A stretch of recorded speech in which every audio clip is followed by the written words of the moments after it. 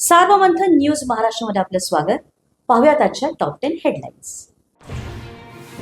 राज्यात महापालिका निवडणुकांचं बिगुल वाजलं. एकूण 29 महानगरपालिकांसाठी 15 जानेवारीला मतदान, तर 16 जानेवारीला लागणार निकाल. जिल्हा परिषदेच्या निवडणुका 31 जानेवारीच्या आधी घेण्याचा प्रयत्न. निवडणूक आयुक्त दिनेश वाघमारे यांची घोषणा. 50% पेक्षा कमी आरक्षण असलेल्या 12 जिल्हा परिषदांच्या निवडणुकांचं नियोजन सुरू. महापालिका निवडणुकांचा निकाल मतदानाच्या दुसऱ्या दिवशीच लावा, जयंत पाटलांची मागणी. तर निवडणूक आयोग भाजपाला विचारूनच तारखा जाहीर करणार, काँग्रेसचा टोला.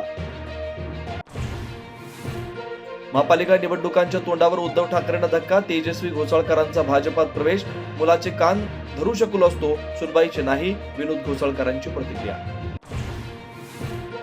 अनाकोंडावर टीका केली तर गांडोळाची अवलाद उत्तर देतात. उद्धव ठाकरेंनी भाजप आणि शिंदेना पुन्हा डिवचलं तर तुम्ही आयत्या वेळेवर नागोबा, आशिष शेलारांचं प्रत्युत्तर.